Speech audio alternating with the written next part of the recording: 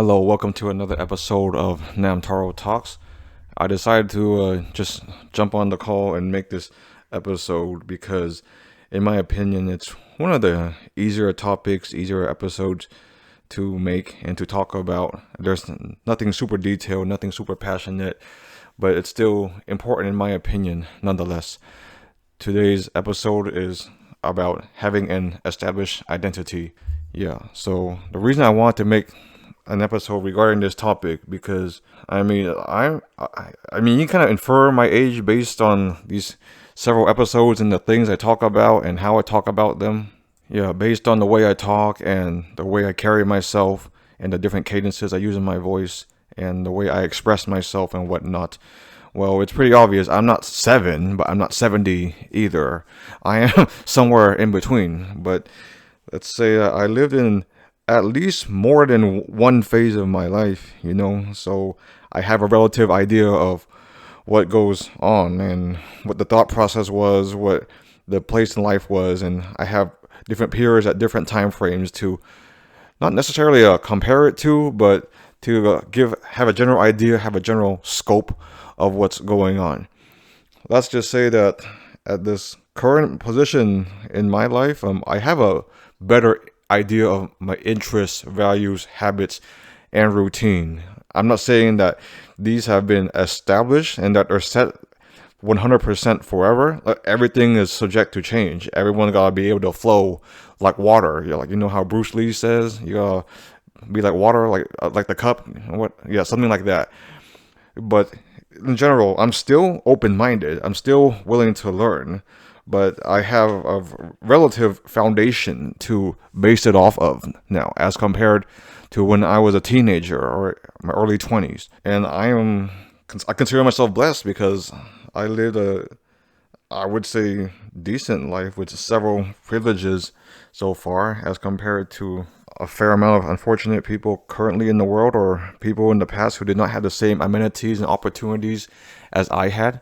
So I had the means and the opportunity and time to kind of explore, so a little try and error and like internalize certain values and kind of scrap this and figure out what works, what doesn't, and also be not just a sponge, but at least an observer, like you see what works for other people and what doesn't work, how it fits you, and you learn from others' examples. Because it's not like a one size fits all, everyone has to have their own path to get to where they are in life. Like some people rarely, if ever, suffer. Some people, all they know is suffering. Some people suffer earlier in life and have that perspective for the rest of their lives. Or some people, it doesn't really hit them until like in their midlife or later in their life. Or they have much more difficulty developing the coping mechanisms for it. So it just goes to show that the development is pretty different when it comes to establishing an identity. But I'm not just talking about maturity or emotional stability. It's also about interest and preferences and likes and dislikes and personalities also. You learn to determine what pop culture things you like. You learn to determine how you express yourself. Like, are you more of a people person? Are you more social? Or you keep to yourself? Are you more outspoken? Or you pick and choose the right time to talk? Do you talk more often or not as often as compared to other people? I mean, you don't get to pick if you're type A or type B, but after a while, you have some inclinations about which one you are, and you either learn to lean into it or you try to, I don't know, just embrace it, but take the positive traits of the other ones also. Not to mention, after a period of time in your life, you develop many relationships, whether it be like platonic, romantic, friendships, or close relationships with family. And you learn about the different dynamics of that. You learn about the boundaries you draw and how much closeness, how much distance you're allowed to give, and the amount of time and effort and commitment it comes to it. Like whether or not you make an effort to go out your way for someone or put an effort to see someone, and you determine whether or not how much they reciprocate. It's how much it's acceptable for you. Some people are situations you can not really 100% give unconditionally. Well, maybe with your kid, but I'm not at that stage yet. But I'll find out sooner than later. But you're willing to give a bit more than you get, or you learn to give, well, deeply, truly, selflessly. You really deep down don't expect anything major in return. Like, for example, I have a friend, and I don't have to help out that friend. I don't have to give that friend advice, but that friend welcomes it, and I do what I can, and I really don't expect anything in return from that friend. I only expect that friend to be happy and maybe take that advice and to heart and appreciate the time and we spent together and the things and the opportunities I spent reaching out to that friend. Yeah, it's interesting because sometimes the best present you can give me is that you accepting the things I give, because you don't have to give me a tangible object all the time. Like, one of the better presents is that you accept graciously the tangible objects that I give you. Or it doesn't even have to be a tangible object. It could be something abstract, like a time, or I'm teaching you something, or I'm spending time with you. And with an established identity, you eventually learn to internalize certain core values, whether it be honesty, loyalty, trustworthiness, reliability, duty. For some people, it's faith. For some people, it's family.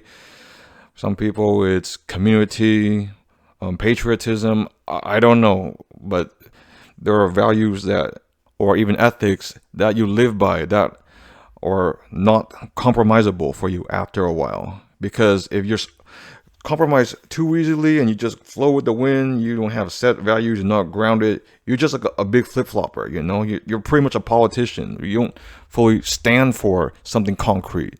Other values can include grit and discipline and emotional toughness. Like, you gotta be strong enough to withstand not necessarily the bad, but the difficult challenges in life, because those are inevitable.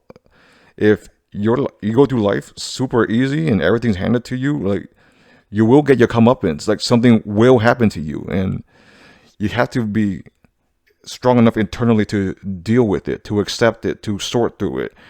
And not to mention some more internal, external identity things you try to develop, or problem solving skills. Like, how do you deal with conflict? How do you deal with situations or something unexpected?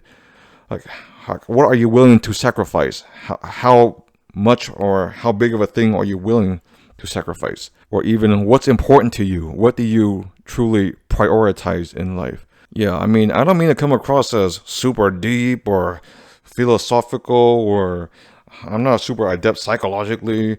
I don't mean it like that. I just mean I'm not a psychologist. I'm not like trained on like BetterHelp or to have a psychology major or anything. But you've been around people enough. You get a sense, you keep your eyes and ears open. You're not narcissistic or self-centered. You see where you fit in the world, in the community, in different social groups. And some people might wonder, why am I making such a left field topic, or an episode about such a left field topic?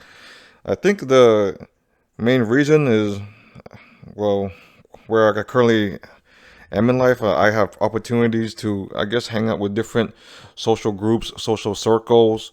Of course, sometimes there's people that I've known a long time, or sometimes there's people I'm super comfortable with, but other times I don't know them as well, but I try to find one or two things that I relate to them with, and I try to build on there. And it's not just a matter of interest and talking points, it's also a matter of personality. Hopefully there's a better word for vibe, but I guess like values, like how they carry themselves, what you can talk to them about, how comfortable they make you feel when you make them feel. And I learned to pick and choose my battles. I can't always talk and be social and fit in everywhere, but I'm not gonna be a wallflower and stand in the corner everywhere either. Of course, it depends on my mood, but it also depends on the context of the situation, like where I stand, Or sometimes if I'm accompanying someone, I place my trust in the person I'm going with because they might know more about a group or a situation more than I do, and I trust put their judgment to integrate me into it. But a lot of times I also keep an eye on knowing my place. It's not that I'm subservient, but I not really defer, but you are cognizant by not standing out too much too soon, especially if they don't really know you that well yet. But you want to introduce or establish yourself in a good light, but in a way that's still true to yourself. It could be the case for social circles, or even back in the day, like getting to know someone, going on a date, whatever. Yeah, and I was fortunate to not really hone these skills, but get a fair amount of practice with them over time. Of course, throughout school, like elementary, middle, high school, you see like who are the cool kids, who are the kids who are around your level, who are kind of out there, but who could be reached to, or and what can you bond with, what can you talk to them with, and you're not scared of them, but you kind of have an idea of how you may come across. Like you don't judge them, but they might judge you. But you gotta learn to live with it. You learn to be comfortable in your own skin. Of course, I'm a lot more comfortable in my own skin now as compared to how I was 20 years ago. But that's not fair to the person who I was back then. Yeah, you see how you fit among your friend group, like among the guys, or even among the opposite gender. And sometimes, of course, in the school setting, but there's also non-school settings, whether it be community groups or extracurricular groups, and the people aren't necessarily from your school, but you kind of have an idea of how your peers interact in other environments too, and what they get from those environments they bring to the social gathering, and so you do the same. And I was lucky to have cousins growing up. I mean, we're all at different ages, but I would say give or take a few years. I got a few cousins a few years older, cousins a few years younger, but we kind of bounce off each other. All had similar values. We help out each other. We teach each other. Of course, I learned from my older cousins, but I learned from my younger cousins too. And hopefully they learn positive things from me. Well, who knows? Yeah, and that was high school. And you pretty much test your limits, and you kind of realize that there's more to life than high school. And after college, you know that there's more to life than college. But of course, college is a different environment. When some people take the community college route, then they transfer over, or some people go straight to the 4-year college. Of course, community college, you kind of interact with, I guess, the people who are still around or in your community college class. But in the 4-year program, then if you stay in the dorms, you talk to the people in the dorms, and you check out the different social clubs, the different professional settings, and the internships, and you meet people here and there. I won't go into too many details, but I was in 2 main clubs when I was in undergrad. One was geared more towards my professional field, and one was more of a social club, but catered more towards my culture. And I appreciated my time in both. I made the most of both. I took what I had to offer to both. I got friends in both that I still talk to this day. And you learn the nature of friendships and relationships. You learn which ones were just situational, like you just happen to be in the same club, in the same class, and which ones are real and would stand the test of time. That even once you are done from that environment, like you still friends. They still got your back. You still got their back. You're both still willing to reach out and contact with one another. So it's not like you're completely lonely. It's not. You gotta learn so you're not completely cut out. So a chapter of your life is, of course, chapters close, but like remnants still move on to the next chapter of your life. It's not like I moved on to grad school or I started my job and I forgot everything in high school and undergrad. And with an established identity, you learn to develop your or not yeah so of course you develop, but you also foster your interests. And interests could be hobbies or music or the media you consume. For some people, it's books. Some people, it's video games or movies.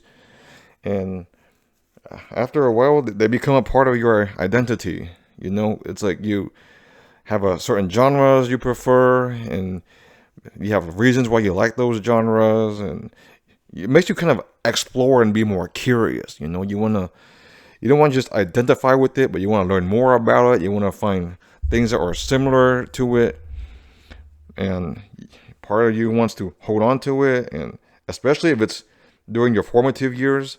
Though I'm not sure what's considered formative anymore. Some people think is childhood or middle school, but it kind of sticks with you. I mean, I still go to conventions every now and then. I got anime memorabilia in my home, even though I don't watch anime as much anymore. I still watch video games. I don't play it as much. Same goes for trading card games. I keep an eye out on the meta and the gameplay and the dynamics, even though I'm not active anymore. But I still know how to play. And sometimes I still go through phases. That one joke or meme, it's not a phase, mom. But yeah, I went through a shirt phase, a sweater phase, a sticker phase, a board game phase, a longboarding phase, an EDM phase. Oh, of course, EDM came with DJing, of course. Believe it or not, a cultural pride phase, though it wasn't anything super nationalistic, but it just gives you a sense of pride, you want to learn more about your culture and the food you eat and the music and the history, even the stuffed animals, I grew up playing with and liking stuffed animals. Believe it or not, it's a good gift for whoever you're into at the time and for little kids, though I wouldn't give little kids stuffed animals anymore. Well, as friend, I guess as a gift, that is. I mean, I'm not giving little random stuffed animals to random little kids, but nowadays, to me, they're just chunks of cotton, or plush. They're just there. They're not the most functional things. If anything, they're more decorative. If anything, I remember we had 2 trash bags worth of stuffed animals, and we would do everything with them. We just throw them at each other for fun, to fight with each other. We pretend that stuffed animals fight each other. We pretend they talk to each other. Pretend they went to school. Pretend they're playing sports with one another. They got the big ones. They got the small ones. They got the original character ones and the licensed character ones. But over time, you kind of grow out of it, or it's not as important to you anymore. So those trash bags of stuffed animals. I keep saying trash bags because honestly, that was the easiest way to store them. But yeah, we gave them all away.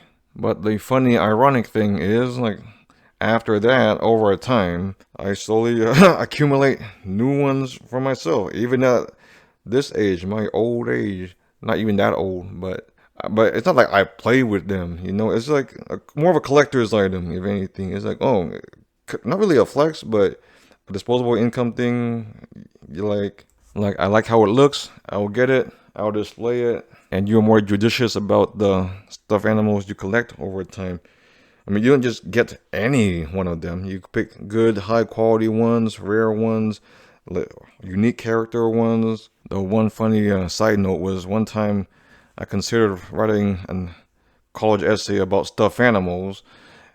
And then my aunt read it and she was like, "Oh, hell no, you are not submitting that. You will not get into any school with that."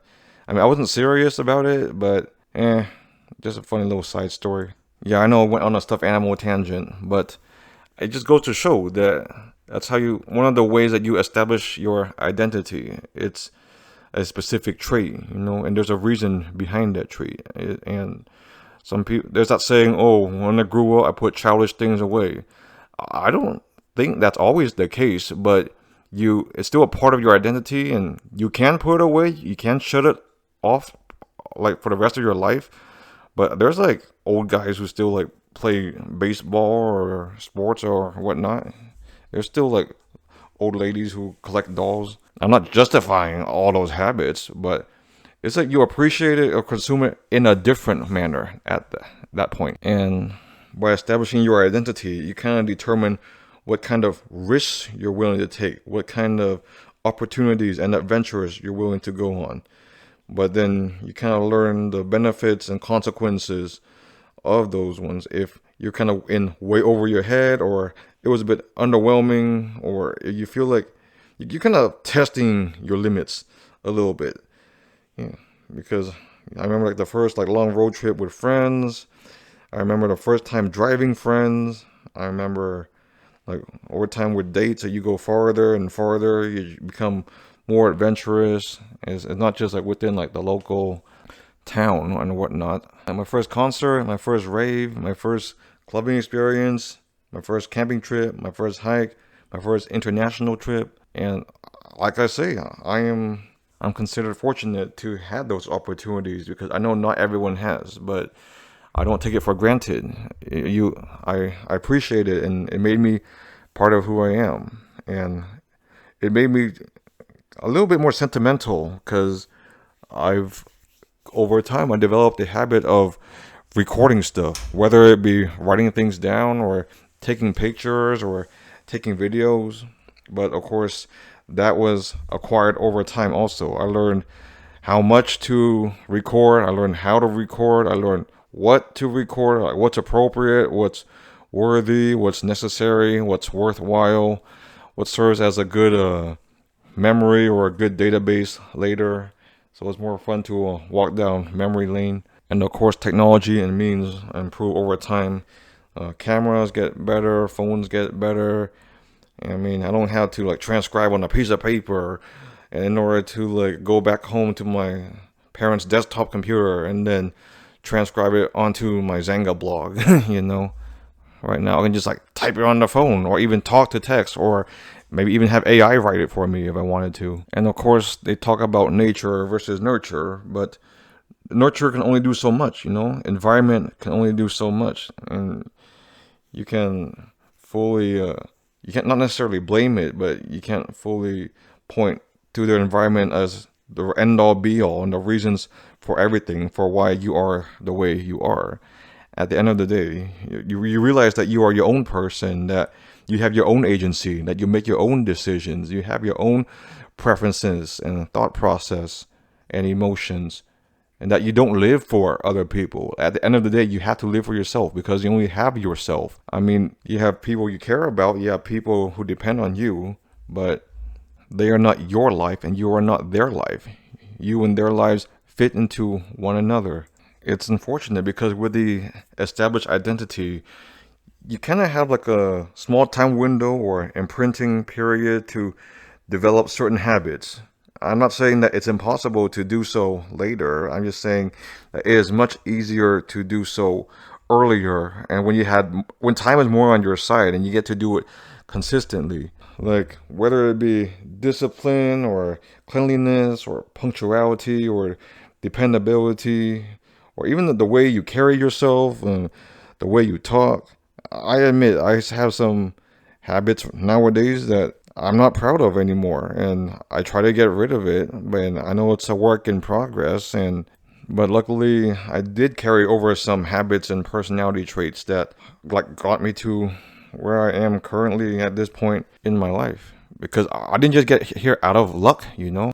Of course, I had many people help me, but everyone needs help at some point in their life. But you can get all the help you want in the world. At the end of the day, you had to execute the actions. You had to make those decisions. Like, for example, my grad school could have been completely free, and I could have the nicest professors and the most supportive classmates. But if I didn't show up, if I didn't put in the work, if I didn't demonstrate my knowledge and skill set, then I would not have graduated and passed the boards and be where I am right now in my career. And certain values over time, that's the importance of role models, you know. As a matter of fact, I think I'll make another episode about role models in the future. But I always use the example. It started with my grandpa. I wasn't super clear. I think he was either a teacher or a principal or both, but he had like the educational background. So he really emphasized education, and then he instilled it into all my aunts and uncles and my mom. And of course, my mom instilled it in me. And then when I was at my grandpa not briefly, for a couple of weeks during one summer when I was young. I keep bringing up this story. He sat us down and made us write like paragraphs about what we did that day, and he would grade us. And of course, I resented it at the time, but I come to appreciate like the reasoning behind it. And it wasn't just his scholarliness, if that's even a word, or educational background. It's how he conducted himself. Like he was neat and in order and disciplined and had structure. I mean, he wasn't perfect by far, but like I say, you take the good traits of someone and something or in some situations, and you carry it with you. You integrate it with you. Same goes with my parents, you know. I took from their example, like their work ethic, their due diligence, their patience, their priorities, their sacrifices, their emphasis on family and culture. And because of that, I'm more rooted, I'm more grounded. I have a relative idea of who I am, where I came from, what my people could do, or what they've been, what they've gone through. And with media, you can consume it, and some things were easier to consume than others, whether it be listening to music, playing video games, watching movies, TV. Of course, books take a little bit more work to consume, but over time, I come to appreciate and I guess not really analyze or critique it or review it better, but you look for more depth in the things you consume. You try to take things not necessarily face value. Like for example, for a song, I just don't be like, oh, it's catchy, oh, it's nostalgic. No, there's like the instruments and the lyrics and the tones of the voices and the harmonizing and the time signature and the tempo and the BPM. And for books, for anything with a story, you take into the characters, the world building, the plot twist, the prose, believe it or not. If it's movies or TV show, it's the cinematography and the characters, the camera work, the director, like when certain scenes are coming at the right times and how they're cut or shot. I mean, I'm not super technically analytical about everything, but you know it's there. You know, you have a general idea of what went on behind the scenes in order for works like that to be created and appreciated. And in a way, it makes you enjoy it more. You know, it really sticks with you. It's not just for the nostalgia effect, but also you look back and you see how deep something was, how many layers there were to dig, whether it be a complex storyline of a video game or a TV show that had like underlying themes that you did not know about or as a kid. And I keep saying, oh, I got reasons why I made an episode to talk about this, but I tie it back to the main reason that right now it's a bit more difficult to gain new traits or develop new skills or honestly even make new friends because you're more set, you know, you have a background, you have not necessarily baggage, but you have a basis of how you view the world, a perspective based on your past experiences and bias and perception and past relationships with people. And certain skills or hobbies are more ingrained in you because you had a basis for it growing up. You had things that were a precursor to the current skills and hobbies. I mean, I had to have, I don't know, went to the library and be willing to read books to have, I don't know if the term is reading endurance or something like that, but the capacity and patience to read a book, to appreciate like the story behind it. Right now, nowadays, I admit, I listen to audiobooks, and though it's a easier way to consume stories and just go through books, and I wouldn't be able to otherwise, it's still a slightly different dynamic than sitting down and reading a book.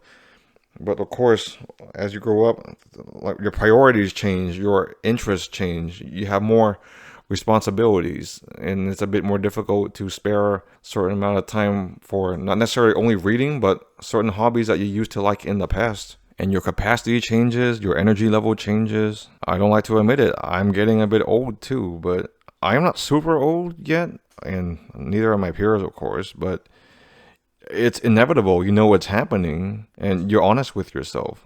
I mean, you can't do certain activities as long anymore. Your body can't handle a certain amount of food or drinks as much anymore. It's like as a kid, it's more like I'm learning to like this thing and learning to do this hobby, and then eventually it's ingrained. I like this thing. I do this hobby, but as you get old, it's like, oh, I liked it. I did it, and I still do it sometimes. It's liking it is still a part of my identity, but I admit it's challenging to like new stuff or learn new stuff and do new stuff. I mean, it's still very possible. It's highly encouraged because it helps you keep an open mind to be aware of all the different media and works and art and hobbies are out there. Like, you should never shut yourself out. You should always be curious, always be exploring, always keep an open mind. There's always something new to learn. But two examples I throw out are that I can longboard and I can perform a DJ set. But if I did not know how to longboard before and I had to start completely from scratch, it would be much more difficult now. Same for DJing. Unfortunately, the thing about EDM is that it had a relative golden age, like the late 2000s, early 2010s to mid 2010s. Like it got more big, got more mainstream, it got a lot better, and I was much more interested in downloading music and exploring music, and I still do, but nowhere to the extent as before. And unfortunately, sometimes certain phases, certain moments, certain cultural trends, you gotta not only be in the right time for it, but at the right point in your life. Because I could have went to certain festivals or events, but sometimes I didn't have the right friend group, or sometimes I couldn't afford it at the time, or I was still a student. But that's the way it is, and you just learn to live with it. And it's not like I was deprived of it, and I don't lament it, really. I had a friend who started late like I did, but now he goes to like many events. Like he went to like 3 events in like 4 months. Same goes for their friend who, like, he grew up with Magic the Gathering. He played so much Magic the Gathering. He entered tournaments, and now he sells Magic the Gathering cards as one of his main forms of income. It's such an ingrained part of his identity that he even named his kid after a Magic the Gathering card, which is pretty cool in my opinion. And he's trying to get me back into it, but I'm like, no, man, I don't think so. I mean, I know how to play. I like the game. I just don't have the capacity for it as much anymore. But I guess that's the way it is. That's life, But I was considered not really blessed I got to play Magic, but I was fortunate to have a time in my life where those hobbies, those options were open and available for me. That I had a peer group, and I had opportunities and allowance, not really allowance, but like Lunar New Year money and Christmas money to buy booster packs and decks and whatnot. Not just for Magic, for Yu-Gi-Oh also, but that's another tangent, and I already did that episode. So there was a main message to take away from today's episode, was that if you're young, just learn and do as much as you can in your own capacity and environment. And if you're older and you're responsible for someone, then you're responsible for providing that environment and those opportunities for them as much as possible. And I know not everyone has the means to do so, but you do what you can. You don't just leave them at home and do nothing and let the government and let media or Hollywood raise them for you and have their identities formed through that. You gotta have skills, you gotta have hobbies, you gotta have values, you gotta have social interactions and friends, and you gotta learn and explore and be open-minded and be curious. But when you're older, it's not the end of the road. It's not like, oh, I'm stuck in my ways, I'll be like this for the rest of my life. Like, if it works and if it's still fun and you still enjoy it, you keep it. If it doesn't, you get rid of it, or you tweak it, you readjust it. And there's always something to integrate. There's always something to check out. Like, you can't be regressive. You can't be stuck in the past. Yeah, I never really know how to end these things, but anyways, that's the end of today's episode about established identities. Please tune in next time for, just kidding, I don't even know what it's about next time, but please tune in next time. Well, thanks again for listening, and I'll see you next time. Bye.